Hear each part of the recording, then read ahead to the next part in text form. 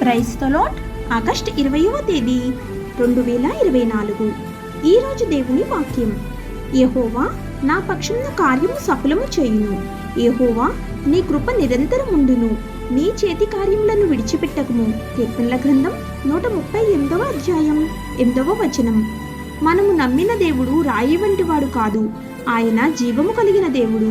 మన జీవితంలో మనము కలిగి ఉన్న గొప్ప దేవుణ్ణి విడిచిపెట్టి సహజముగా మన సొంత శక్తిని నమ్ముకుంటూ ఉంటాము. మన కుటుంబీకుల మీద కానీ, బంధువుల మీద కానీ, స్నేహితుల మీద కానీ ఆధారపడుతూ ఉంటాము. ఆయన్ను మన స్థాయికి తీసుకువచ్చి మన లోక ఆశలన్నీ ఆయన తీర్చాలని ప్రార్థిస్తూ ఉంటాము. దేవుడు ఈ విధమైన ప్రార్థనలు ఎన్నడూ నెరవేర్చువాడు కాదు.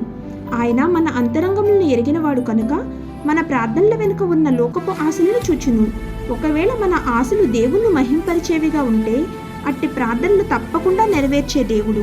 కానీ ఆయన మన సమయంలో పనిచేయవాడు కాదు.